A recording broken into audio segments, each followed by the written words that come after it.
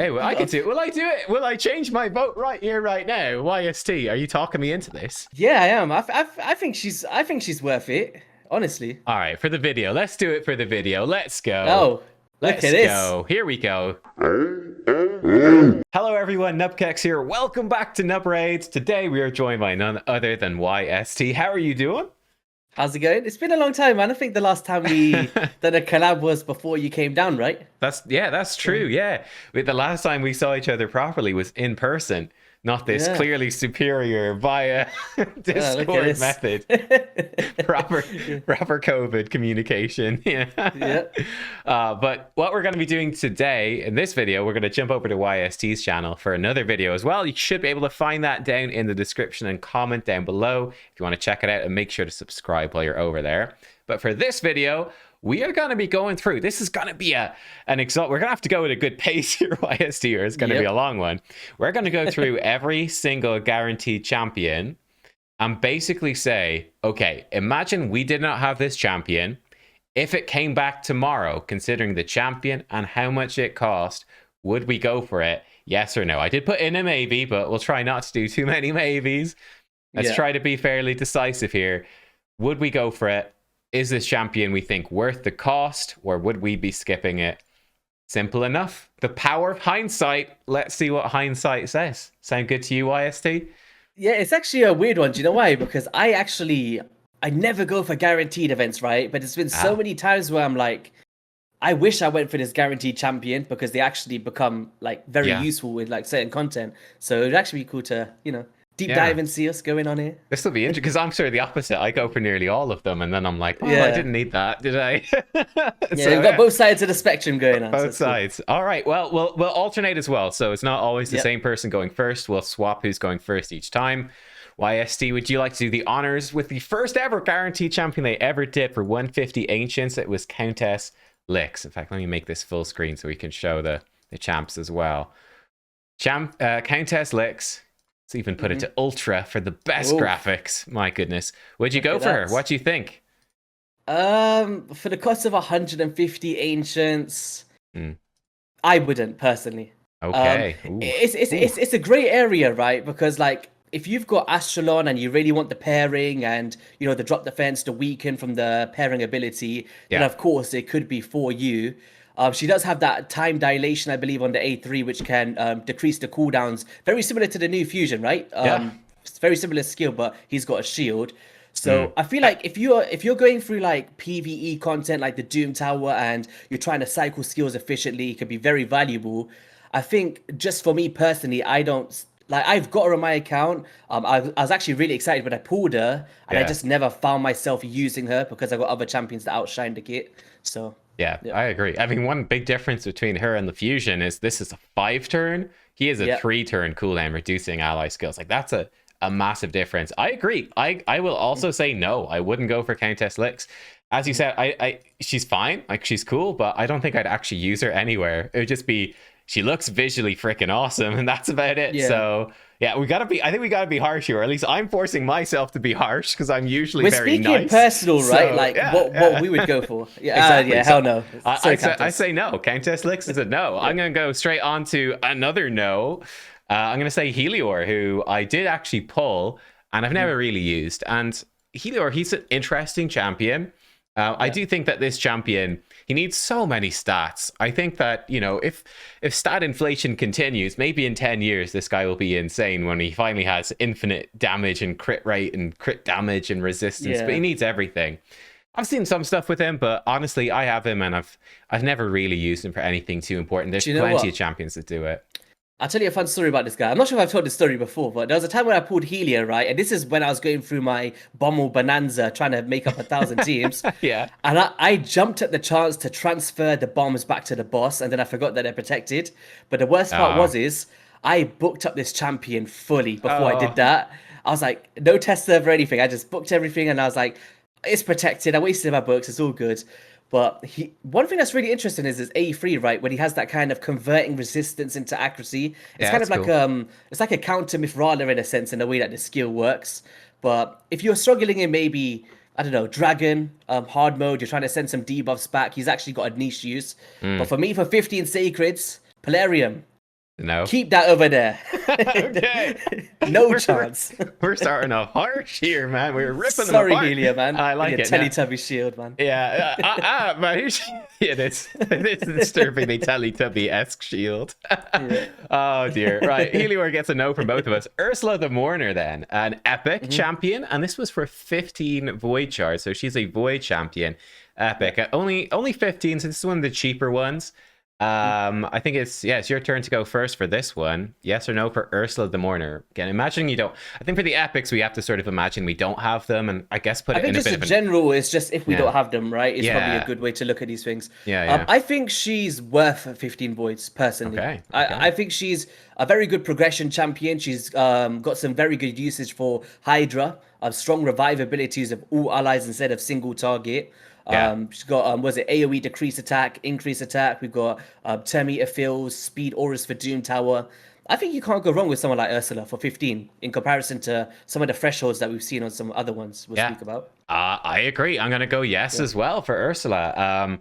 Main reason for me is I think that she fills a really good role in Hydra, like an easy slot into a lot of teams to give you the increase attack, decrease attack. Really useful for lower difficulties of Hydra, where you're going to be using something like maybe a Rhonda or something like that, you know, if you're early in the game. And I think 15 voids, like that is a big thing for me. That's so cheap, right? That's so cheap. It's not costing you much, and she's a great champ for Hydra. Like you can use Arbiter, is probably better than her. But Ursula, the thing is, Arbiter's probably in speed gear and she just dies. Ursula, you can gear up specifically for that, and I think that makes her worthwhile. She's one of those champions that can actually do the increased defense and the strengthen without having to revive, right? Yeah, she does it. She just uses it. I think loads of people aren't a fan of that. They're like, oh, what happens if you need the revive? But I feel like if you're progressing through the Hydra boss, you're kind of manualing your encounter anyway. So as long as you can like just time it, oh, I'm about to die, save the skill. It's actually good that you can use it, so it's a good form of protection, right? Indeed. Well, we are fully agreed so far. I wonder when this will diverge. It surely will. I'm up next. Geomancer, he's got to be a yes for me. For 40 Ancients, yes, it's on the more expensive side, but this guy is basically a legendary. If I didn't have him, I'm like, come on. This guy opens up Iron Twins farming. Not to mention he's top tier for so many other bosses. He's great for Hydra. He's just insanely good. Like if you don't have a Geomancer, you really need a Geomancer on your account, in my opinion. So this is the most yes of the yeses so far. Like, there's only been 2 for me, but this is more of a yes even than Ursula. What do you think, YST? Absolutely not. No, I'm joking. No way. I think Geomancer's like, I'm pretty sure like even if he was 100 Ancients, there'll be people out there that will probably do it, right? So yeah. I'd say if he was 150, if he was equal to a legendary, there would be people that would probably do it. They'd be like, you know what? Yeah, screw it. Let's do it. anything for a bit of Iron Twins action, you know what I mean? Oh, yeah. Oh, man. Oh, gosh. Yeah. So, Geo. Right, Lady Kimi's up next. Yes.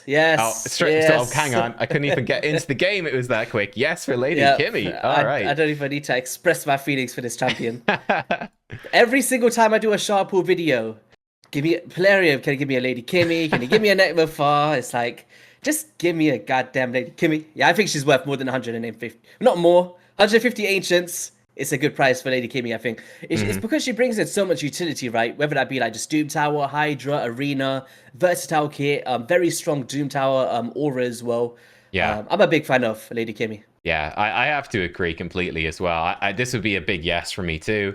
I think she's got Hydra utility. I think Arena, she's probably the best enabler for bomb champions, right? With the increased accuracy, turn meter fill, increased speed.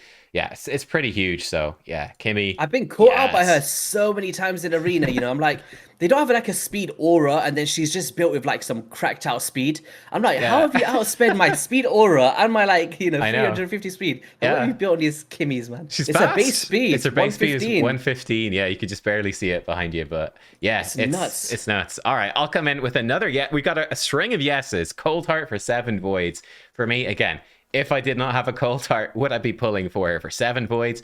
Absolutely, yes, 100%. 7 voids is not that much, really. That's very affordable. And this champion, again, she's like Geomancer level of being as good as a legendary. And I could tell you, like, right now on my account, I use my Coldheart for Hard Spider. I'll probably use her for Phantom Shogun's Grove for farming that. There's a good chance she'll make it into Hard Fire Knight farming at some point as well. Like, this champion is insanely good. she's like a must-have for every account. What do you think? Yeah, no, I agree. Like, I've got so many Coldhearts over the years, and I still find myself like when that guaranteed event came up, I was like, "Yo, do I need a 50-second one?" Like, yeah, right. Like 7 voids is a bargain, man. I've got 4 at level 60. Like, what is that? It's crazy. It's like she's a very cool champion, man. Like, she carries all the way from early game all the way up until the end game, just same value, and really good. All right, next up, Madame Serris for 40 void shards. YST. At that cost, I don't think I would, Oh, we gotta know. This one could be controversial. I like it. Okay. Yeah, it could be controversial. Do you know what it is? It's like, see, you have to think in a way, if I didn't have her, would I spend 40? I still don't think I would. Yeah. I think 40 is like the highest spectrum of those epic champions, right?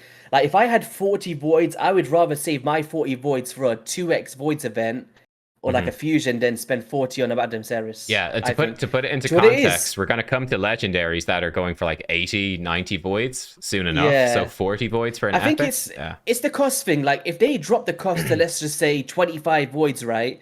Yeah. Yes, Madame Serris, hands down, extremely valuable. I think 40 for a one-trick pony, Midnight Ritual, like, in the meta at the moment, I don't even rely on that strategy personally. I'm going for, like, just raw damage, no drop defense, just those kind of teams. That's actually crazy. She's got a 5 in arena offense, 15,000 votes. That's she is like, if you go for like a traditional Arbiter, Madame Serris, Nuke, yes, phenomenal champion. But I find myself using Rian the Conjurer, the free champion, more than her. Yeah. Because like, if a champion's like utilizing ignore defense, right, like a Mountain King, a Baron, or whoever that may be, sometimes the weaken out does better than the drop defense in a sense in terms of value. So true, it's just preference. I'm voting no as well. The reason for me again is the cost. Like I think you said it perfectly.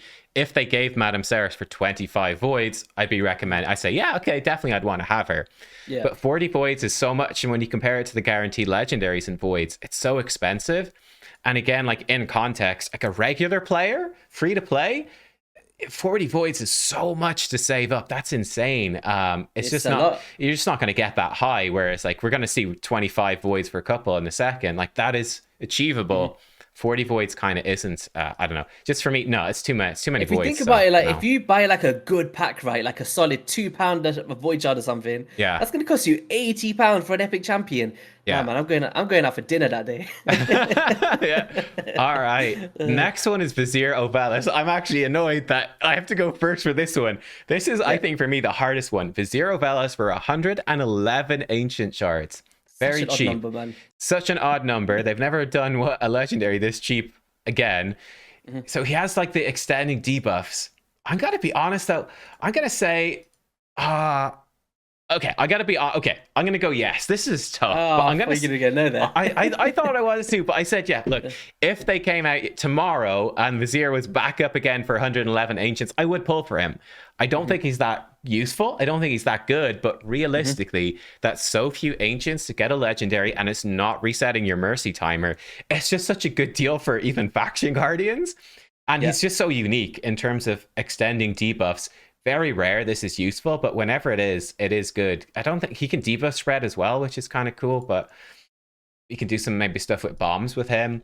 I think he's super niche, but considering he's so cheap, I'm gonna say yes. If it was 150 ancients, I'd say no. But 111, I'm saying yes. If that happened tomorrow, I'd pull for it. I would. What about you? Yeah, absolutely yes. Yeah. Oh, you're a strong yes then. Yeah, I'm a big advocate for Vizier. I think he's one of the most underrated champions in the game, personally. Oh, okay. Like, if you think about Demon Lord Clan Boss, right? Like, I think that for me personally, why I say yes is, like, for my account, if I didn't have him, there's so many teams that you can enable that wouldn't push a wonky unless you've got a Vizier in the team. Like, it's just that extension of debuffs. Like, if you go for like a budget team and you just stack it with poisons, drop defense and weaken, right? You get the perfect setup.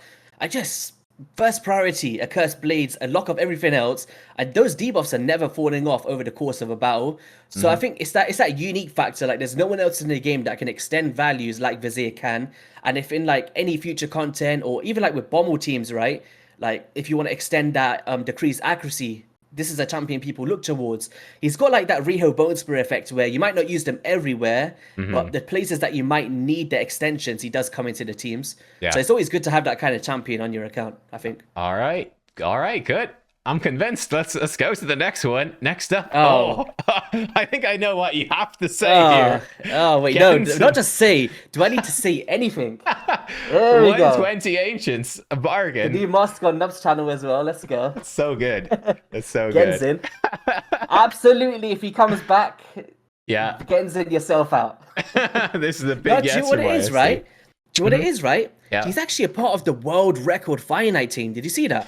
I have seen him used for Fire Knight stuff. It's because the triple hit A1. It's the and fast decreased animations, defense. AoE drop defense, and multiple turns, like so much damage as well. Like he just fits. Like if you look around the entire game, there's many like drop defense options, but none kind of do it in the way he does. Like there's so many turn meter boosts and triple hits and nukes, and he's just like an Energizer bunny. He flies around everywhere and just pops it off. So I'm agreed. We're 120 Ancients as well. I think it's a bargain.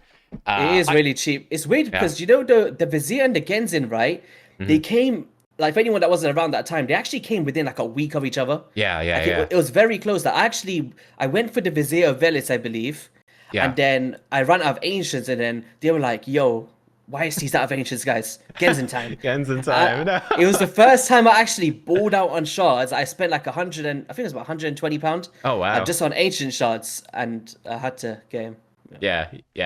Considering it's you, your whole channel, you had to get it. There's no chance. I had to get him, man. But like you said, I think 120 Ancients is super cheap, and Fire Knight Hard, he's really come into his own as giving you a very cool option there. All right, next up then, in the same faction, it is none other than Gamuran. There he is. Same affinity, Gamuran? Begins with a G. Gamuran. Yeah. Gamuran? I don't know. This guy looks super cool. 150. So his price gone up. 150 Ancients for Gamuran. Is it me or is it you? Oh, it's me. I don't know. I think it's me first. You did Genzin. Yeah, it's me. You go for it. Yeah. Well, it's an easy no for Gamuran. Get out of here. That's the easiest no in my life.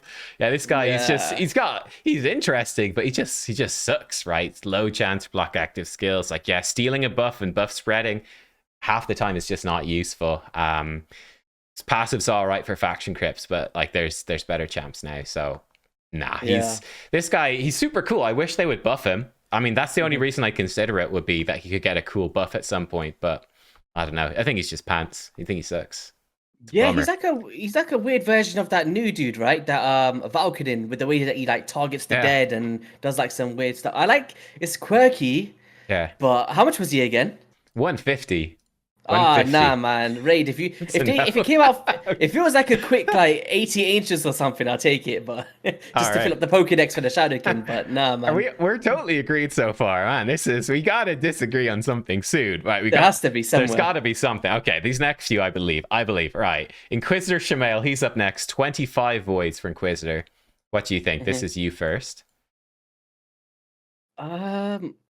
It's a tough one. Like, I would say yes. I think he's worth 25 voids. Okay.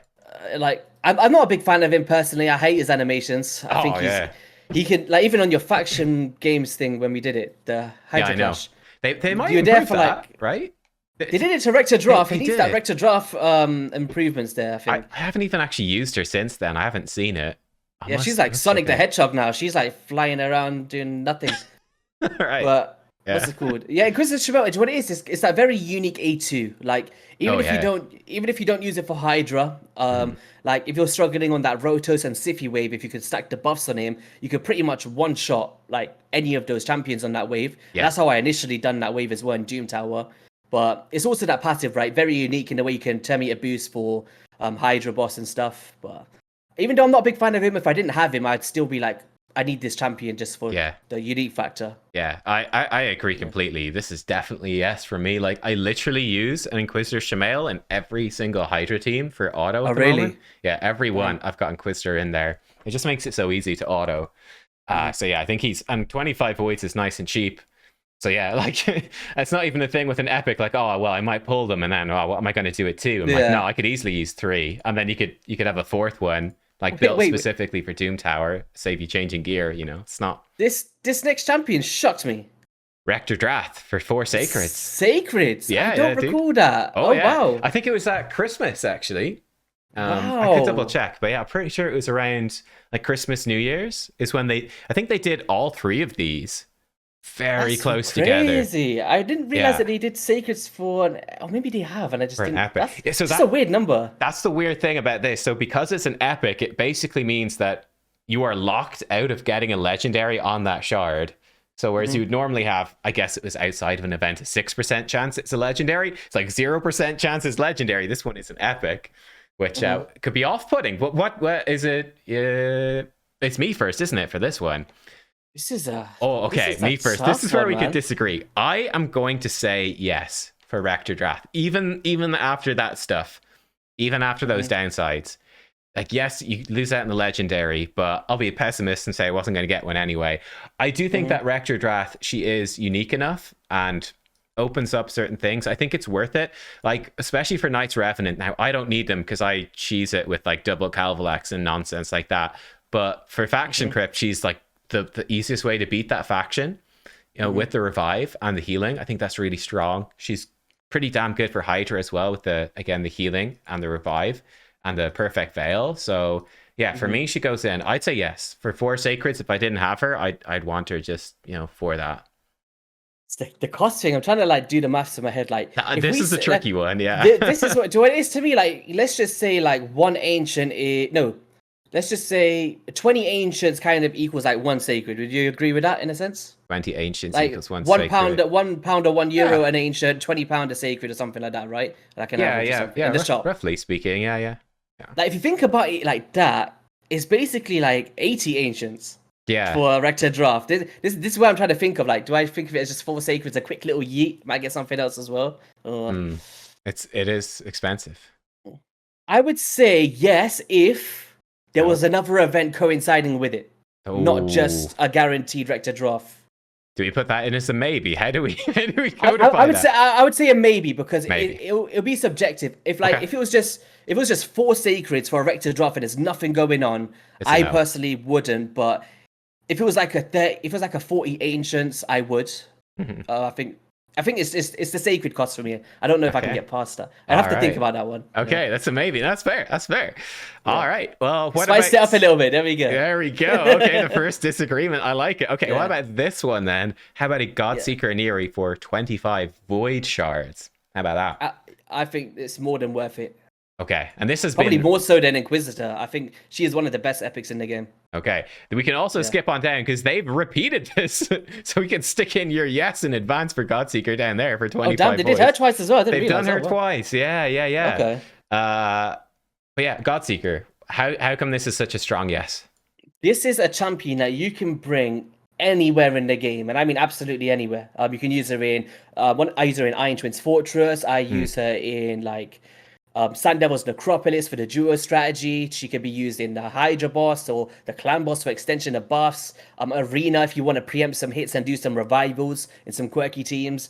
Doom Tower progression, faction wars. It's like it's one of those champions that I even say you can even build a dupe. Like you can have one build for something and something for something else. Yeah, you can. She's phenomenal. You can do like a partially booked. Like I think if you leave this with 1 book missing, I think you can bring in food to Sand Devil farming with her. Duo farm and stuff like that.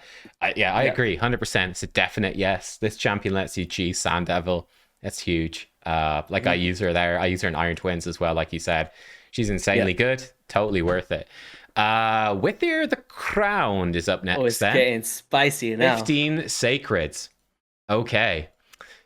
Oh yeah, this is a spicy one actually. It's expensive. That's a mortgage. That's expensive. Yeah. But even if I had them, if I had them saved up, maybe. But let me be harsh. I'm gonna be harsh. You know, we gotta be harsh. I've been saying yes too much. I'm gonna say no. I am going to say no. I do think this champion is nice. She does tons of healing, but here's why I'm gonna say no. I feel like now with Elva Autumnborn and with Oella, I've got 2 champions that pump out tons of healing and open up like duo strategies and stuff like that. I think that they basically let you do anything Vizier can do, but better. I'm pretty sure those 2 champs. So I don't think I actually need or would use this champion compared to those. So I'm going to say no, but that is a spicy one. What do you think about this one? It's weird because we can actually speak about her a bit in the video on my channel later. Okay. 15 sacreds. I would say she's grown on me a lot. I would say. Does she count to 15 sacreds? But we did say that if they came back again, that's kind of the whole theme of this video, right? Yeah, like, yeah. If they came back with the same I'd say cost. if they, If there's tomorrow, does it have to be 15, the same cost? Yeah, does it have to be? Yeah. Because they did drop the cost though of that Akemtum and stuff. Yeah, like, they can did. We have a bit of leeway? Can we have a bit of leeway here? No, like maybe 15, 2 sacreds? 15. Oh man, you're one of those 15. guys that don't let you off like 10p in the shop, man. No, that's right. You went half a mile over the speed limit.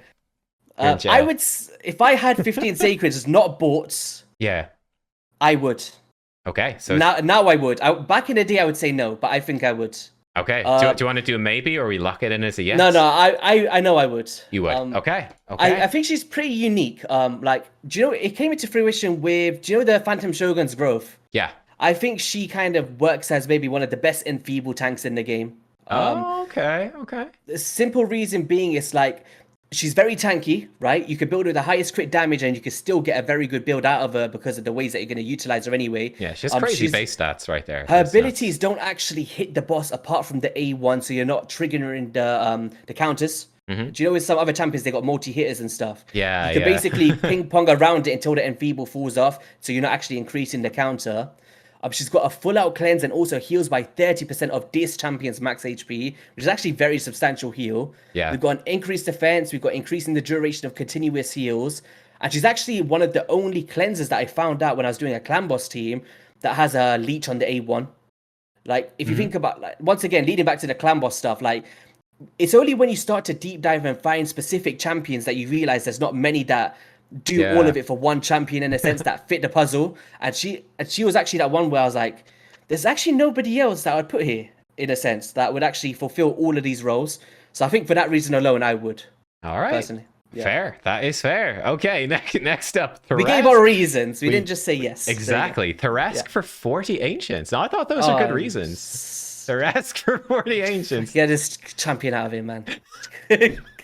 Who is this chick? Do you know what it is? She pops up every single time. Yeah, I don't even know what she's so I know bad. she has some sort of, she's some trash champion, man. She's absolute garbage. Look at that smile. That is the smile of Claria when they tricked people into pulling for this champion. They're like, oh, she's new. I'll get her. She's guaranteed. And they're like, waste those shards, you fucking idiot. Paid for their mackies for that day, man. I'm getting this champion. The reason she's so bad, she brings AoE decrease resistance, but she is a nuker, right? She's built for damage. She's super squishy. You cannot build her for damage and have enough accuracy to land decreased resistance on anything that is relevant. And it's also not even 100% on a 4-turn cooldown. She's just absolute trash. She's so bad.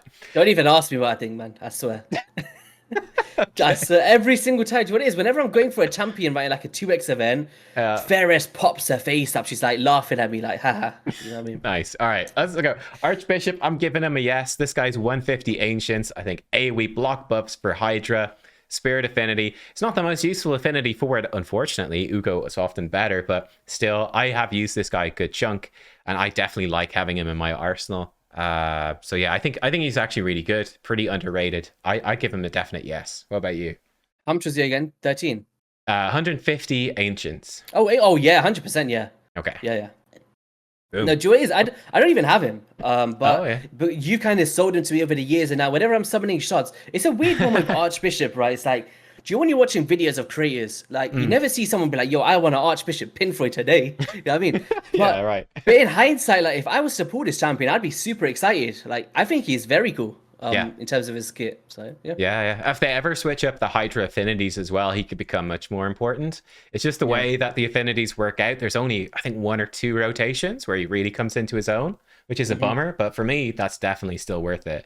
Okay, you're up next with Kyoku and the Shadowkin for 15 sacred shards. Kyoku. All right, bias aside, Shadowkin, I don't have a yet one for the Pokedex. Yeah. I couldn't see myself spending 15 on Kyoku. Okay, ooh, this is a spicy one as well. People are big fans of Kyoku. How come you wouldn't not 15? Where would you use her? Like, I've seen some weird stuff in like Arena. Yes, maybe some Bommel stuff. For my account, I don't know where I'd ever use her, like over another champion personally. You know what I mean? I like, agree, yeah. You sell it to me. Like if you like her, tell me, because I must be wrong in some ways. I'm voting no as well. Yeah, no. I've never seen the whole bonanza around Kyoku. I don't I'm actually looking through it now. So she's got decrease attack. She's got a chance of placing a burn if you don't place a decrease attack. Like, just give us both in a sense, right? Yeah, if it did both, then now we're talking. But ally protection and a block damage on herself is like, she seems like a stall defense kind of, just a nuisance. But yeah, I think that's it. I think early game she's kind of a menace in arena. She's really difficult to kill. But later game she's not really. And so I think people really like this champion. They love her.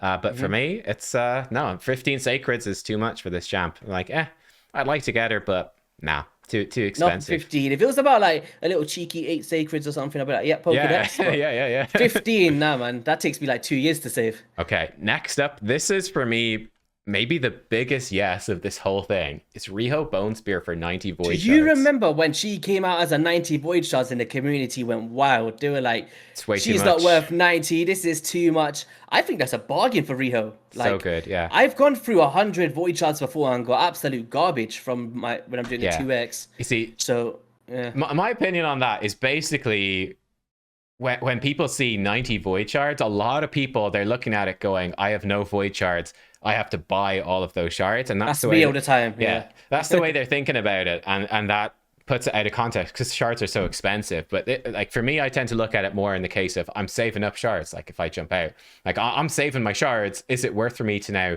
use those shards for this as opposed to somewhere else? I try to save as much as possible. So it's a very different mindset. I think that's part of what contributes to that. No, it is a mindset thing. Like for me, like I mentioned earlier in the start of this video, I've never gone for a guaranteed apart from like a Genzin and a Vizier back in the day, just because it was like fresh and we didn't have guaranteeds, right? I was like, well, ancients, let me just try it. But I don't think I've done one since at all. So it's kind of like looking at these numbers, it's like it's the same thing that you just said. I'm not that kind of player that can stack. Like I'm very bad with self-control with these things. But it can get out of hand. I'm pretty sure many of you guys can resonate with this. But if you're looking at it in a way where, oh my god, this is going to cost me £200, and like you're probably not going to do it. But if you if I saved up 90 voids and I had the chance to get Riho Bonespear, I'd be over the moon. Like how can I put this? I was saying this with, who was I saying it with? I can't remember. It was with Saf. I was like, it's one of those champions. Do you remember we say who's the best in the game in terms of void legendaries? It's like, if you're going Sand Devil's Necropolis, you're like, Riho fits into the team. If you're going for Shogun's Grove, best in the game, I would say, in terms of what she can do. It's like all of these little places she fits in, and it's that decreased crit rate as well that's very underrated in all of those debuffs as well. It's like, if you talk about single target encounters, Riho Bonespear. Yeah, I agree completely. This is a funny thing because, I agree completely as well. If I had 90 voids saved up, I think that, like you said, this is probably the best way you could spend them. 90 voids for a Riho, that's the best. And it's changed from when she first came out. Sand Devil's Necropolis and Phantom Shogun's Grove didn't exist. And she is best in class for both of those dungeons because of all these debuffs, and likely will be probably best in class for any single target boss in the future. And that was something I really undervalued, honestly, when I didn't have enough voids. I hadn't been saving them. I couldn't do it. But even for the clan boss, she will change anybody's account, like literally anybody's. Like if anyone remembers the clan boss draft that we did, I know it was just a team that I did. Basically, the Riho Bonespear decreased crit rate. You're basically mitigating the boss so you don't get bad crits. Yeah, I remember your team. Yeah, that's what was allowing me to survive to like 100 and something turns. It was basically the decreased crit rate, and it just eliminates that RNG element for you. Yeah. So very unique champion. Yeah, insane. All right, Raf-Matab for 120 ancients. Raf-Matab, the barbarian. This dude, man, it's like sometimes I forget he exists. Yeah, I know, right? Yeah. Is it your turn or is it my turn? I forget. Who did Riho first? I think it was you, right? You just said straight in yes. Yeah, I think straight in yes. That must be you for that. And I think you did Kyoku first. So, yeah. Raf-Matab. Raf-Matab, man. Wait. Now, let me think about this subjectively. Like, he could solo Bommel, right? Yeah. I think if he's unbooked, he could do it full auto. If he is booked, it's a manual encounter. Yeah. Do I need to solo Bommel? No, I could just do it with Nishak Verminlord in 20 seconds. Yeah, exactly. I did see some quirky teams of like stage 6 of the Fire Knight with like reflect damage and increased resistance. Shout out to the creator that did that. It's pretty fun to watch. I haven't seen that one. I must look for that after. I don't know. No, I don't think I would. There's nothing really here that stands out to me to like sanction summoning it personally. Fair. Okay, I agree. This would also be a no for me. And I did pull for this guy in the guaranteed. It was when they released him. He was released as a guaranteed for 120. I thought, hey, increase resist. He could do some cool stuff. I think, like you said, there are some funky niche teams where you could use him, but you just don't need, you don't need that, right? There's other easier, more mainstream teams that can do it. I wouldn't be opposed to anyone going for it though. Like, I wouldn't be like, oh, you're crazy, 108. I do see where he's got an AoE provoke, he's got a block damage potential as well. He's got some resistance stuff. Increased resistance is actually very valuable for stuff like the Hydra, right? Yeah. I just feel like he's missing that oomph. Like there's something missing here that wouldn't make me want to go for him, I think. Yeah. Like you could run him with like that new fusion that gives you the cooldown reduction. You can run him with like a buff extender as well and keep increased resistance up all the time. Then he's actually pretty decent when you think about that. Yeah, like in very niche teams, he can work, but I don't think you need him. So I probably wouldn't bother. But again, I could totally see people like you say. Yeah, you could pull for him and be fine with it. It's not that expensive. Now, Sissia for 12 Sacred. This for me is another absolute yes, no question. Cheapest they've ever done, madly, which is crazy because she's one of the better ones from Sacreds in my opinion. But look, AoE burn explosion with decreased defense weaken, like that is just so good. There's so much in this kit. I use her for Hard Spider, I use her for Hydra, for decreased defense weaken and burn explosion. It's so strong. I think she's absolutely worth 12 Sacreds. Yeah, I'd say yes as well. I don't have a basically the only reason I would say yes is actually be towards was Theodore guaranteed? Theodore was not guaranteed, no. Okay, yeah. So I'd say yes, but it'd basically be the yes for the Theodore as well. I just need a second burn activator apart from Artak. Just for Spider. That's the only reason that I would want someone like Sissia. I don't think I'd use it anywhere else personally. I know she's good for Hydra and stuff, but it'd just be having that second burn activator for me is important. Gotcha. All right. Same faction then. We've got Kandraphon. Actually, right beside her. Kandraphon was for 150 Ancient Shards. Yeah. Yes. Okay. We got a yes. Boom. Yeah. He's my favorite nuker on my account. Oh, wow. Wow. Yeah, he's my favorite nuker in the game, I think. Yeah. He's not the best. I know that he's not the best nuker in the game, but in terms of like my favorite, it's Kandraphon. Basically, what it comes down to is it's the passive, right? Like, do you know when you're in live arena? I'll change that. I think he's my favorite champion for a live arena in terms of nuking. So basically, what it comes down to is the passive where, do you know, when you're in those live arena scenarios and you don't get the champions you might, want to synergize with them for increased attack or whatever that may be, he's got a way of self-sustain in terms of like the perfect veils, the damage reduction. He's also increasing his damage as well from being under those conditions.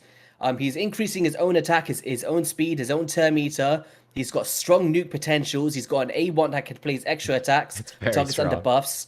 It's a very strong kit for one champion. So, yeah, 100%. I think he's worth 150 Ancients. Yeah, I agree completely. Yeah, like this guy, he's like, there's been a lot more OP arena nukers and stuff have come out since then. Like, Taras didn't exist. Jorget didn't exist when they did this. So he's not like, he's fallen down the tier list a little bit just because there's been new stuff added above him. Yeah. But I think, I agree. This guy's still a monster. He's so good. Do you know if you don't have a Nekhret, right? Like, take Nekhret out of the equation for a second. Yeah, right. Someone like Candy in Live Arena is like, because I tried to use my Baron and he gets slaughtered.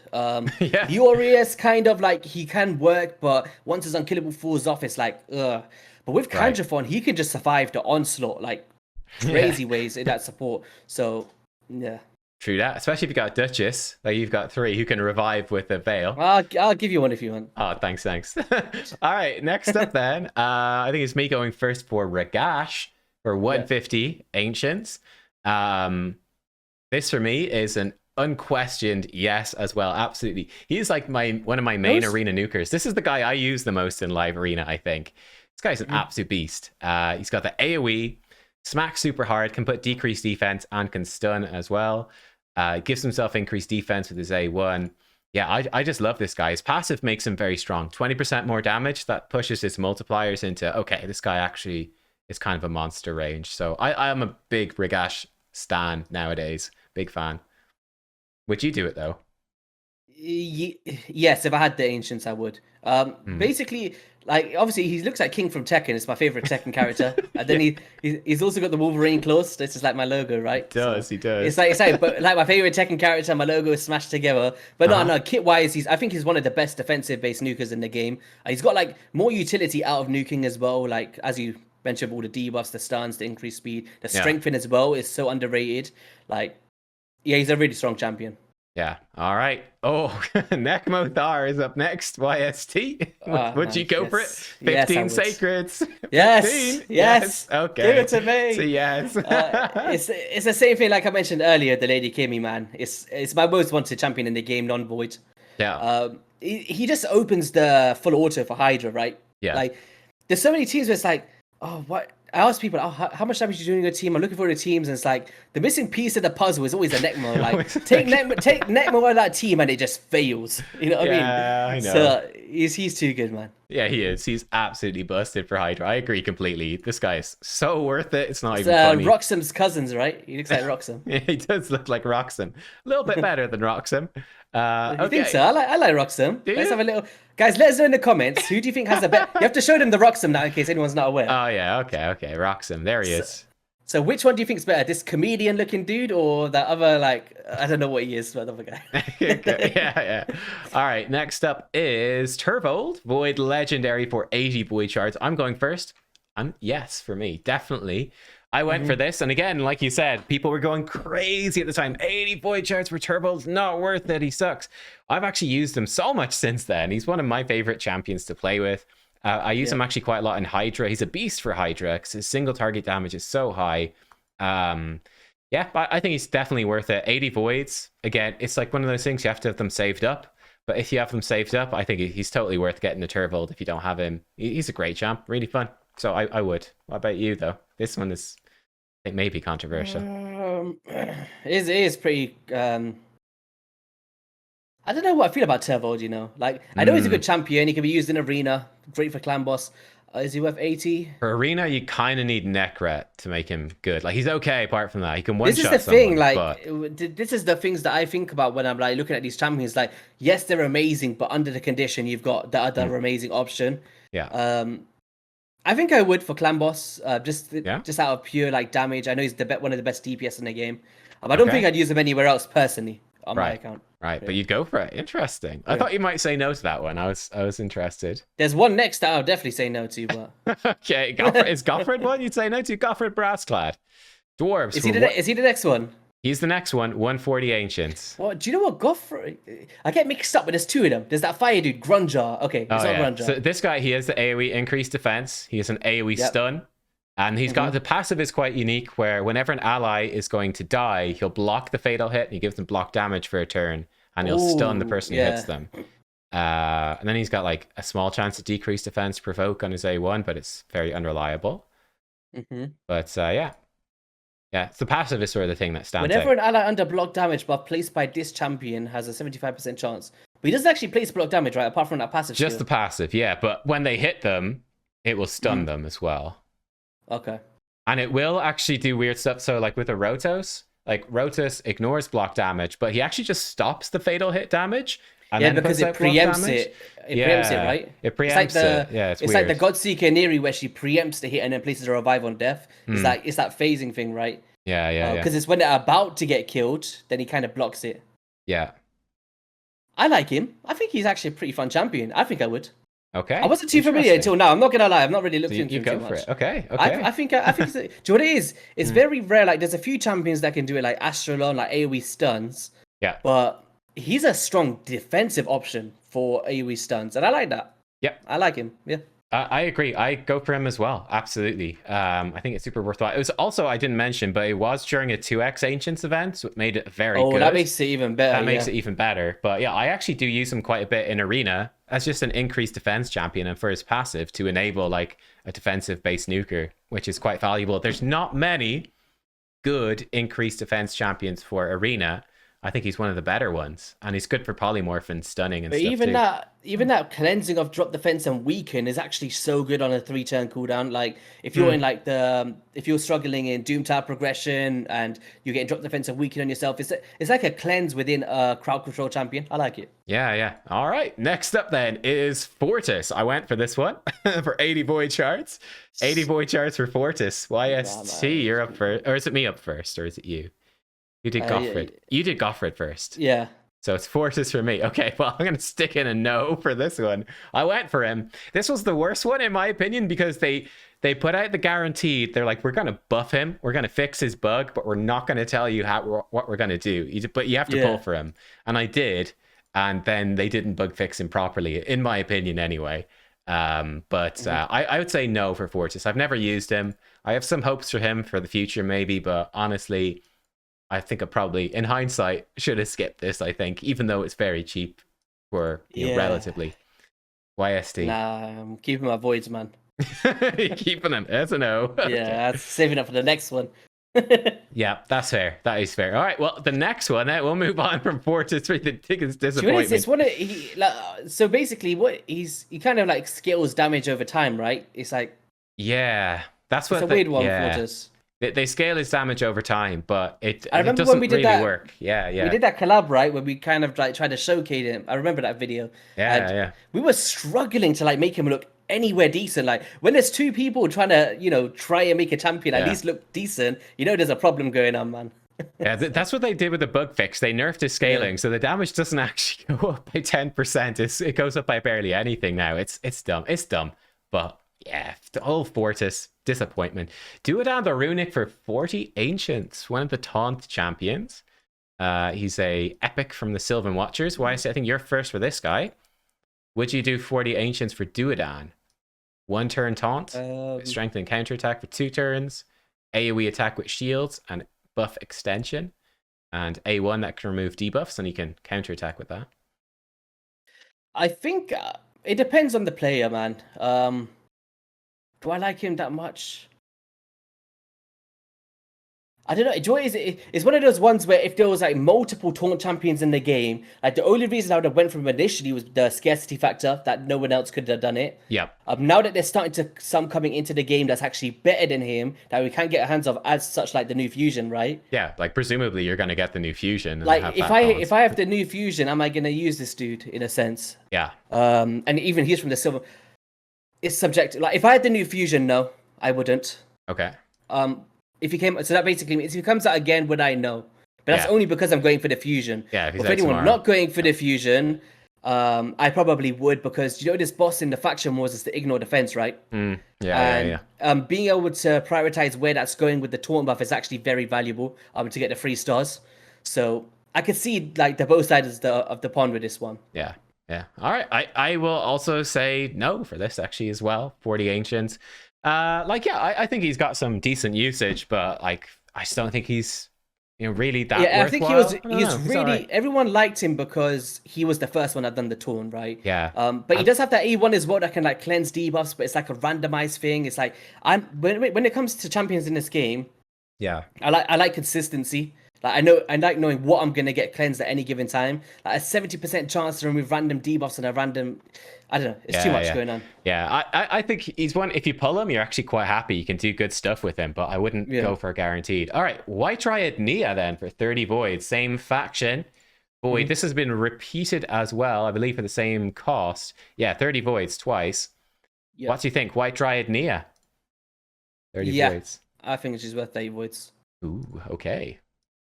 30 voids. She's very unique, right? With that A2, the way that she can like fully heal a target, and then she can also reset their cooldowns. There's some quirky things you can use this in the Hydra. There's been ways where you can like just consistently do it to your max HP champion, or consistently do it to your burner like a Geomancer, and just keep resetting their cooldowns. She's actually got the same A1 as a Void Legendary Krisk in the AoE decreased speed.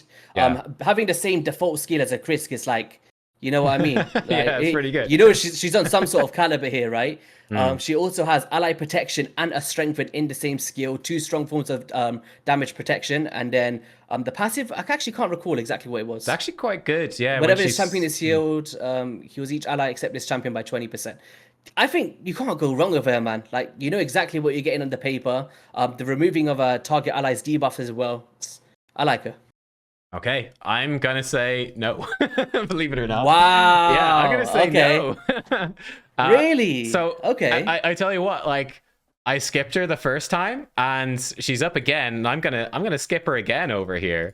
Wow. Okay. So, yeah. What's your reasoning, though? I'm actually interested because I think you're the first person that said this to me. I know, right? So I do agree again that she's got a really solid kit, but the reality is, like, would I actually use her anywhere in any of my teams? And the answer is no. Like, the only reason I'd get her is to do like videos on it, or maybe for a contest or something. But for me, I'm like, I'll pull her eventually from a void shard, and that's fine. I don't need to. Do you know what, guys? So. Do you know there's going to be a new boss that's going to come out in like 6 months, right? Wight Twinned Nia is going to be the best champion in the game. I want you guys to clip this, and I want you to make 100 YouTube channels and just post shorts. That's it. Oh no. Yeah. We'll see. But how? I don't understand. Like, because you said you would go for Ursula the Mourner, right? Yeah, for 15 voids. Yeah, it's half the price. It is half the price. Yeah. Okay. No, I get what you mean. It is pretty expensive. Yeah. It's just that resetting of cooldowns of a single target, man. It's like the ways you can use that on a 3-turn. It's like, oh, makes you want to rub your hands together. Some nukes coming up, boy. I think this is a spicy one. Yeah. I definitely think this is one. I would say she's really good if you can manual your encounters. Right. I would say that on full auto, she could get a bit dicey with the way that she's resetting. Like. Yeah. A really cool strategy I was using with Duodan was in the faction wars. It's still up right now when we're recording, so you could talk me. Go for it. There you go. For the video. Have you got it yet? Oh, and it's Riho. I don't have her. Oh, but it's expensive, man. What if there's a guaranteed legendary soon? We still got 100 left. They're not going to go over 100 for a void. They would. They would. Hey, I could do it. Will I do it? Will I change my vote right here, right now? YST, are you talking me into this? Oh, yeah, God. I am. I think she's worth it. Honestly. All right, for the video. Let's do it for the video. Let's go. Oh, let's go. Here we go. It's the 10x Riho. We're surely going to get a Riho on the way. If you get a Riho, this is going to be nuts. I know, right? Oh, wait. Does that means you have to change your thing now if you would go for a Wight Twinned Nia? Yeah, I've got to change it. The spreadsheet's invalid. There's the Coldheart. Only took us 4. That's a bunch of rares. Influence, man. It's a bunch of rares. Where's this Riho you promised, YST? Where is it? She's there, man. Scrapper. Is she? Scrapper. Riho. It's an idol. Okay. Oh, nice. He's new. Okay. Oh, we're going to talk about him in a minute. Hey, nice. That's the void legendary. Would you look at it? See, I brought the luck for you, man. Oh, I was nowhere near Mercy either. Hey, we'll take it. All right, now where's the Riho? Come on, we've got a few shards left here. We can see a Riho. Coulda, shoulda, woulda been a Riho. That could have been a Riho. 10x what? 10x what? And here comes there she is, the Wight Twinned Nia. There you go. That's you got a cheeky little legendary champion. Okay. We're changing it, but you know what? I'm gonna leave the first one as a no, but I'll put the second one as a yes to represent what I actually did. Oh man. Oh wow. Beautiful. I know. All right, Staltus Dragonbane. Is it my turn to go first or yours? I can't believe. Wait, can we just you wasn't even a Mercy, and you just put a void Lego randomly. I was nowhere near Mercy. Nowhere near. Is he new for you as well? Oh, nice. Oh yeah, he's new. And he's on the list. He's there you go. I've just given you your 2 new future videos now. Yeah, right. We got a Wight Twinned Nia video coming and a little video. Hell yeah! All right, it definitely. Okay, I'll go quick with Staltus, and then I think we could swap it like that. Staltus, I say yes, definitely. 150 Ancients. This guy is absolutely sick. And he's even better now than he was then because of Hard Dragon. He throws all the poisons back and the weaken back, so you can speed farm Dragon. Unfortunately, I use mine for Arena, so I can't do that. But yeah, this guy is super, super good defensive nuker, good for Dragon Hard. I think he's well worth it. How about you? 150. On my account, would I use him? That's the question. If this was tomorrow, Staltus 150 Ancients. If it was tomorrow, I've got 9 Ancients on my account, so I couldn't afford it. Okay. All right. Let's say it's in 2 weeks' time. I don't know how many Ancients you're getting from Clan Boss Nubs. Yeah, I think I would, yeah. Yeah? Okay. Yeah. Interesting. All right. I think it would be. I was just thinking, because I use Yumiko for Dragon, do I need to reflect the poisons? No. Oh, that's a good one. Yeah, he is faster, but. he is faster, but I've already got a champion that can do it. You do, and then also, I was just thinking about, would I use my if I hypothetically got the Ragash from the other event, would I use him over a Staltus? I'd probably still use Ragash, I think. These are the things I was thinking about. I still think he's worth 150. Yeah, Ragash is better affinity for a live arena. That's what I'll say. His spirit is actually really good. But yeah, all right. Elva Autumnborn for 20 sacreds. This one was controversial when it came out. People went bananas. It was the first time that we'd seen it go from 15 up to 20 sacreds. In fact, she was the last guaranteed sacred, apart from Michinaki, who's sort of a pseudo one. Elva, though, what do you think about Elva for 20 sacreds? Would you do that? No. No. Ooh. I'm sorry, man. I know she's really good. She's one of my champions that's always on my hit list. When I'm summoning shards, I would love to get her. Yeah. I can't see where she sanctions 20 sacreds. I'm sorry. Okay. It's too expensive. Like 20 sacred. Like, I do get, like, mathematically trying to get a champion, right? Yeah. That you really, really want. Like 20 sacreds to get that champion. Absolutely. Like, amazing. Is there other champions that can fulfill the role that she can for my account at the moment? Absolutely. Like, she's not going to come into my teams and drastically change anything for me personally. But if there's anyone that needs a champion like this, I think 15 is kind of where I sit, man. Like, anything above 15, like, no matter how good the champion is, I don't know if I can do 20 sacreds. Fair enough. It's too much, man. Too much? That's fair. Yeah. The cost is a big thing. I'm going to disagree and say, yes, I definitely would. I think it's one of the best ways to spend 20 sacreds personally, because she's such a strong healer. I use her for Hydra. She's very good for Hydra. I use her for, you can use her to duo hard mode Dragon. You can use her to duo hard mode Ice Golem. That's because do you actually do those teams though? Yeah. I don't usually do the Dragon one, but I do actually use her plus Artak for Ice Golem hard. I like that. The A2, I'd give her props. Like, that A2 is very unique. It's very strong. Removing all debuffs, the block debuffs to increase speed. Yeah, I think she's really solid for Arena as well. Very good. I don't use her as much now as Sifi, but she's really good. If I woke up right and then a raid is just like, why is T? Got a little cheeky 20 sacreds here. I'd do it. But if I was stacking these for like 6 months and I was like, yo, got my 20 sacreds, we're living life, I wouldn't spend, I don't think, nah. All right. Next up, now this is the spicy one because I just pulled him. I'm going first here. I'm going to say yes for Eilil. I didn't do it at the time, and now I've pulled him. So we'll see if my arguments here are going to stand up given time. But Eilil, I think actually, he would have been worth 110 voids. Problem with this champion is that he's stealing buffs and he's putting debuffs and stuff. He's a nightmare for polymorph. However, facing polymorph isn't that common for me, like in arena. Yeah, there's some, but like I'm not going for platinum. Like, I'm not a Kraken. I'm not up against that level of polymorph, so it doesn't affect me that much, which is his biggest weakness. I think as a champion who could ignore Stone Skin and all these defensive buffs and gives himself Stone Skin, he can be super fast. I think he's actually extremely good. I think he's very underrated. We'll see. I'm going to build him and use him, and we'll see if that's actually true. But I am going to say 110 voids. Yes, I skipped it at the time. I did not do it, and I kind of wish that I had done it. Well, now I don't because I just pulled him, but you get what I mean. But I think this is a controversial one. I'm curious what you would think about Eilil. Nah. No, he's a no. Ooh. Oh, we're disagreeing. Look at these disagreements. I love it. It's getting spicier as we get to the end.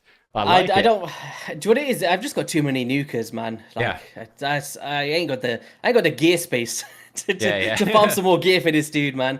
But apart from that, it's like, I do understand he's got some like unique stuff. You can ignore Stone Skin, but I'll just wait an extra turn until it wears off. fair. Okay. I'm going to put stars on these ones because the next one, this is a spicy It's not to say that if I was to put him like you just did, though, I'd get excited for it. But guaranteed wise, I don't know. All right. Next up then, this is a spicy one. Very spicy one. And what I'm going to do, I've actually marked with a star, the White Triad and Akemtum. These were 40 voids. We just had one for 30 voids. They reduced the cost. But Akemtum for 40 voids, maybe more so what you thought at the time, I suppose, as well. But this guy's got the AoE triple hit with the Hex, poisons, exploding. What do you think? Akemtum, 40 voids. Yes or no? Any kind of champion, right, that can push a player to do something they couldn't do before, I think sanctions the void shards for me. Okay. This can help you do Spider 10, which is the hardest mode of Spider in the game. Yeah. He can help you do Dragon teams, excessively faster, the ways that you can get free waves. You could solo some dungeons as well. He can do, what was it? Hydra Boss, phenomenal champion for progression with the Hex and all of that good stuff. Yeah, I think he was worth 40 for me. I still don't have him, actually. I never went for him. But if I had the voids, I would, even for this one right now, I don't have the voids, but I would go for it if I had it. Yeah. Okay. Interesting. I'm going to disagree on that. I'm going to say no for Akemtum. Again, a similar thing before where like I agree with you that he is a really cool champion and he's good. But for me, I'm like, would I do it? And the answer is, for me, is no. I didn't do it, and I don't think I would, again, for 40. It's just a lot. 40 is just very expensive, I think. Oh, no. I wouldn't I don't know what I just said. I wouldn't summon it for the 40. I'd summon it for the 31. Oh, okay. Let's adjust that. I don't know if I mispronounced what I was trying to say. I'd say that I wouldn't be against anyone summoning at 40 is what I was trying to say, like, if you're trying to progress. Gotcha. But for me, personally, I would have only summoned 30. Well, let's jump down to 30. So for 30, you would change your answer from no to a yes. I actually still keep my no. Believe it or not. Again, this is maybe more personally for me that he wouldn't. I don't think he would go into any of my teams.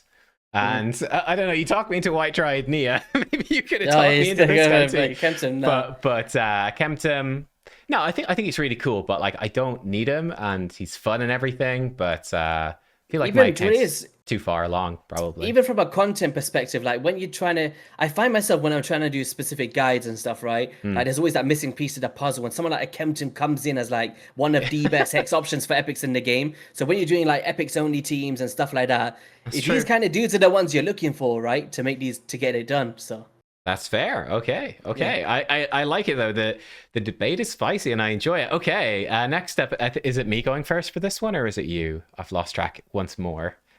We'll give it. You just take it. I'll take it. Oh, okay. This is a tough one. I know you have him. Chigor. Okay. Chigor for 110. I am going to say no. And I feel like this again might be kind of spicy. I could see some use for him for like Sand Devils, obviously, because he's so good at putting to sleep. But apart from that, I don't think I'd use him anywhere. I don't think I need him anywhere. And it's, again, just a lot of Void Shards. So yeah, I think I can come up with Sand Devil teams that, like, for even 25 could do it pretty quick without needing him. So I'm gonna say no for Chigor. But what do you think? You have this guy, so he's one of my favorite voids I've got on my account. But I'd still say no. Okay. How come? I don't think he's not worth 110. I'd say like if you're sitting in the realm of like an 80 or a 90, like a Riho Bonespear or a Turvold, I'd be like yes, it's worth it. 110 is too much. Okay. The simple reason being is like yes, he could be good for progression in arena. But I'd say his main area is he will carry any player in the game through the Doom Tower, no questions asked. That's basically his specialty. So if you're struggling with Doom Tower, you had 80 Void Shards and you could go for Chigor, then I'd be like, yes. But 110 is like, I don't know, man. It's a stretch.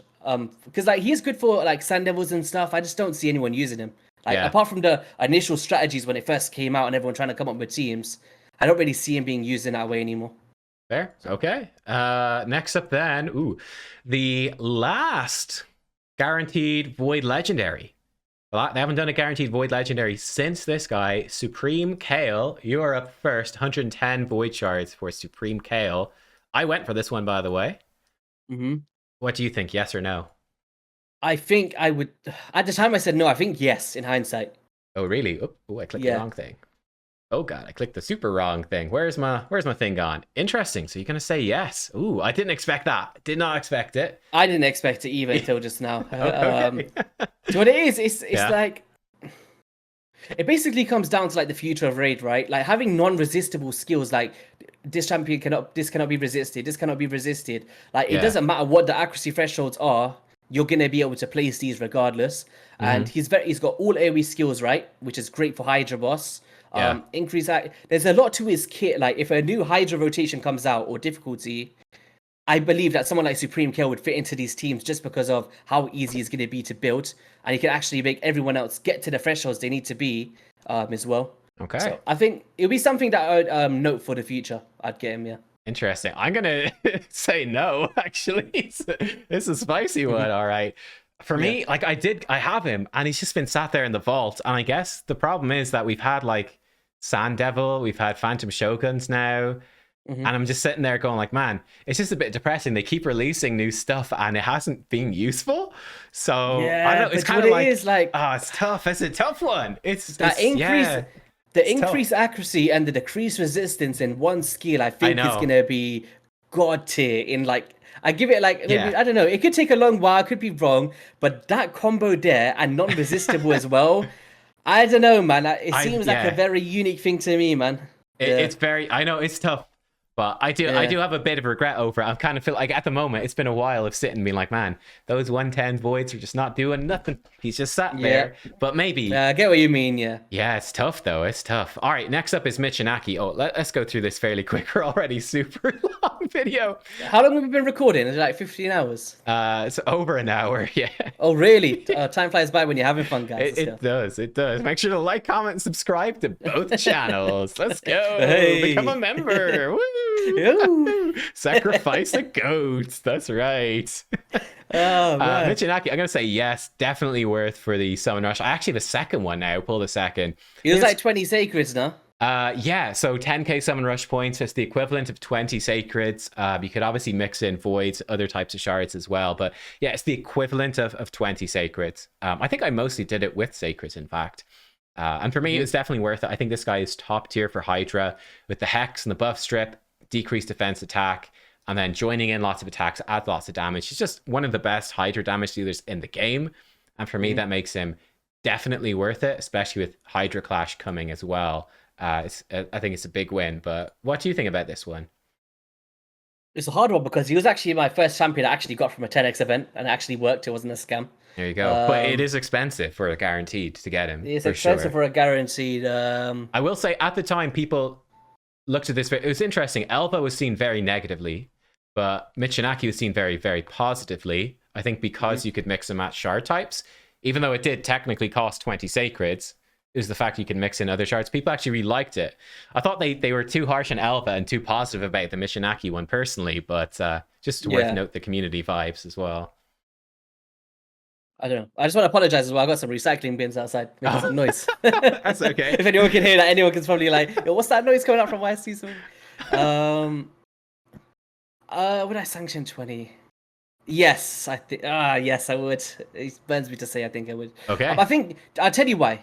I think because of the style event it didn't just lock a player to a sacred shard like an Elva Autumnborn. Like if you had like I don't know, 17 sacreds and a few voids, you could still get it done, right? Or using mystery shards. I know a player that went through and literally did the whole event with like mystery shards, like 10,000 or something. Oh wow! Wow! So how do you get 10,000 mysteries? What the heck? Yes, it's nuts. He was playing for something like 3 years and he's never summoned a mystery shard. He only does like the 3 a day for the. Oh yeah. Wow, that's insane to me. That's crazy. Okay, Jesus. All right. Alsgor Crimsonhorn, the most recent guaranteed legendary for ancient shards. It was 180. It was more expensive. I did do this one. I don't know if you probably didn't. You don't do any of them. Yep. But Alsgor Crimsonhorn for 180. Combo partner with Jetney. What do you think about this guy? What was it worth 180? Or would you do it with tomorrow? Let me ask you a question, right? Yeah. How much do you think Helicath would be worth? Ooh, Helicath. It's all like in like relation to this. Helicath is definitely worth more than that. Like people will go for Helicath, I think, for 200 ancients. I think they would do that. He's definitely worth 15 sacreds at least. Yeah. Yeah, like for me, like if a champion can open up, like Alsgor Crimsonhorn is a champion that could basically make a solo unkillable team. And I'd give you the reasons why. The resounding rally, right? Places the block damage on all allies for 2 turns, but it's the fully healing of a target ally in the same skill. So basically, if you've got your stun target, right, whoever that may be, you can have block damage AoE 1 and 2. It'll go like the stun will go onto that single target, and then as the block damage goes up again, you're fully healing that target for the next stun turn. Stun turn in a sense. So I made a team like that, and I nearly 1-keyed Ultra Nightmare with just Alsgor Crimsonhorn and like whoever you wanted around it. Nice. So like Like, but it's the same thing with Helicath. Like, you could do the exact same tunes, right? It's like a one-man army team. Yeah. So I think for that reason alone, opening up for clan boss for players, yes. For me, I would probably not, because I didn't do it and I didn't have the shards. All right. But I was just trying to give a reason to why. If someone did see it again, could be something to know if you're struggling with clan boss. Yeah, that's fair. Yeah. Oh, so I did go for it. This is a tricky one. This is tricky. I'll say yes, but man, it's a tentative yes for me. You know what? I'll put it in as a maybe. No, I'll keep it as I'll stay definitive. Do you know what? I think. Do you know what? I would give him the maybe. I would actually, because I haven't given a maybe today. Yeah. Well, I think I did. You gave one to Rector Drath, but I'll give another one to me. To be honest, because I did always like Owlscore. Like, I did summon him recently. I just built him as well. I just don't like how you have to have Jetney to like do the removing of all buffs. That's right. Yeah, he only does 2 buffs otherwise. If he looks at polymorph and he's like, I want to become a goat today. You know what I mean? Yeah. So I'm gonna build him up at some point. Well, I actually do have him built. I'm gonna try him out for some. I think he could be all right for some arena stuff. It's like because Helicath built defensively is kind of a waste. I think like I've got Helicath now built for damage, and I have this guy in Helicath's old gear, which is like really fast stone skin, to just keep churning out the utility. I think he could be all right for that. So I think he's okay, and he's great for Iron Twins if they ever add more or nerf Geomancer. So I'll say yeah. I'll say yes, but I can I can really appreciate people. You know, I say. I'll give him a maybe. I'll give him a maybe as well. We turned into the maybe squad. No, I'll stay. I'm staying yes. I'm staying definitive. I did it. It is expensive, but yeah, like you said, he does open up Demon Lord stuff. He does open up Iron Twin stuff as well. And I think he is actually pretty decent in arena. Yeah. With polymorph changes, one nerf. If you think about pulling this guy, like if you're mid game and you pull an Owlscore for arena, you'll be flying through, man. He's really good. All right, I think it's me up first for Demitha. I think that is a yes for 25 voids for Demitha. It's definitely worth it. Champion is super, super good. It's kind of weird. I guess, like, personally, I wouldn't because I already have her, right? But if I didn't have her, I'd probably get her just for the sake of having her. She opens up a lot of the top tier Demon Lord teams because it's block damage on a 3-turn cooldown. Opens up so many. The buff extension. I used her for, like, a budget version of Phantom Shoguns as well, as a, like you were saying with Vizier, as that tank. She doesn't attack much. But the boss removes the buffs, right? How are you making that work? He doesn't remove the buffs. I think he only removes the buffs like when it's far enough along. It doesn't actually. She works fine. I think it depends on how quick you're doing it, I guess. Yeah. It actually worked fine. The problem was that she's got a double hitter, so she double weak hits and knocks it up like 16 points. But you was enfeeble tanking her. It still worked, but it's a bit clunky. But it works. But then I found out that the Skinwalker rare was better, so I use him now. But Demitha, I think she's well worth the 25, no doubt. What do you think about it? 100%. Yeah. All right. We already did Godseeker then. Did you have anything to add about Demitha?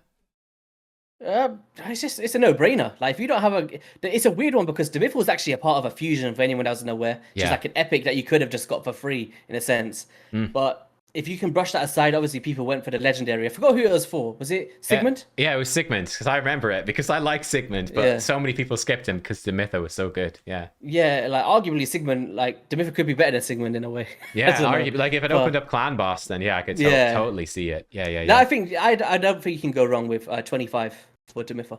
All right. For Clan Boss, yeah. All right then, last two. Allure for 30 Ancients, a bit cheaper, funny enough. Allure, if you did not have an Allure, would you pull for her for 30 Ancients? Yes, absolutely.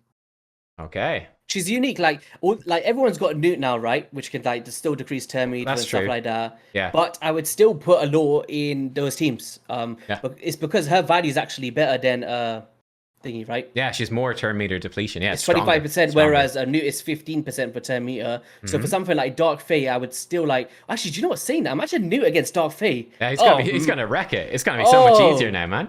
A crazy who, man? Yeah, this guy's gonna be whopping that out. I just thought about that now. Yo, give me Dark Fae. Yeah, right. No, but yeah. So basically, I'll be pairing a law with the Newt in like all of those kind of turn meter teams in a sense. Yeah. So. I agree, actually. I think I kind of underrated her at the time a little bit, when even very recently, a few weeks ago when this was out. But yeah, I think she's totally worth 30 Ancients, like you said. If I didn't have her, like Dark Fae is such the best boss to farm in Doom Tower Heart, period. Yep. She's the best. A combo with the Newt. Joyce, when you make a video of a law and you be like, and you get comments that say, I bet you can't do that without a law, You know that Alola is a problem in this game. Like, she's really good. So that's true. All right, and then finally, Wiranon. I'm going to say no for 40 Ancients, and I think this might be controversial as well. But she comes in as a reviver for Sylvan Watchers. She also has increased speed, decreased attack, very good speed aura. I'm going to say no. I think there's actually strong enough supports in this faction that you don't need her, is kind of the long and short of it. I think you can get away without the reviver, and I think it's the only place that she's actually particularly useful is for faction wars. But I could see it being controversial and be like, she locks in the 3-star. I want to do it to get Lydia or whatever. But I don't know. What do you think about it? Wearing on for 40. I like Wiranon, but not for 40 Ancients. Fair enough. All right. No. But it's like she's got a revive. Yes. Like speed. Like the only place I would kind of probably use her for my account would be faction wars. Interesting. All right. I can wait. So we look back. It's actually interesting looking back. There's definitely a few points of disagreement, all right. Mostly agreement and mostly fairly positive, actually, which is interesting. Maybe I'll bias you a bit with my pro guaranteed mindset. But yeah, there you go. What did you think about that YSC? This marathon video? Fun. Like, I've never actually sat and deep dive into all the guaranteed, so it was actually pretty fun. Like, I usually just be like, hey guys, there's a guaranteed coming up this weekend for this many shots, and I'm not summoning it. I'll see you later. So like, thinking about it, like it's like I just wish that I could save shards like you, man. Yeah. You just show me the tricks. The trick is just don't pull, man. It's just don't pull. Do you know what it is? It's like when you're doing those videos, like do you know when you hit that point where you're like, all right, I've summoned my shards for the event and I stop now. I need to learn how to do that. I just I'm a people pleaser. I'm like, I need to keep going till I get the Lego. I know, right? But yeah, I think this is also interesting to do because Godseeker Akemtum, like they've repeated 2 and Wight Twinned Nia. Wight Twinned Nia like as well. The last of the last 6, 3 of them have been repeats. So it's definitely possible we could see repeats in the future of more of these champions, which is Akemtum as well, right? Yeah, so Akemtum is a repeat, Godseeker, and Wight Twinned. No, it's just those 3. So Alola wasn't done before, okay. No, that's brand new. And again, for 30 Ancients, looking back on it now, I'm like, man, that's actually really good. She's a great champ. But yeah, damn. So yeah, who knows? It's a weird one, like, because like Godseeker Aniri, I thought they only did it because of Call of the Arbiter, which she kind of shows her face. Made a bit of sense, right? They kind of timed at that time. But then when they started doing like the White Dryads and Akemtum again, I was like, why? Like, there's so many champions in this game, man. Like, and the thing about that though is crazy. It's like Akemtum, I think, was in January. Like he was this year. Yeah, it was this year. Yeah, for 40, and they did him again for 30. Like 30, that's wacky, isn't it? That's wacky. A White Dryad. I mean, she's fairly recent as well, but I can understand that. You know, the faction crypt is new. She's a good champion that I pulled for, obviously. Yeah, it's interesting. So maybe they'll start repeating some legendaries. The epics seem like there's a good chance. Nekhret, please. I swear, I'll break the bank. I'll break the bank. All right. I might actually do a video on that over the weekend as well. But listen, that's enough for this video. It's been more than long enough. Thank you for watching this movie-length adaptation of the Guaranteed Rankings. Pat yourself on the back, everyone. You did a good job. Have a great weekend. YST, thanks for joining. We'll see you over on YST's channel because you want more. We'll see you another 2 hours. Another 2 hours. See you there. Bye-bye.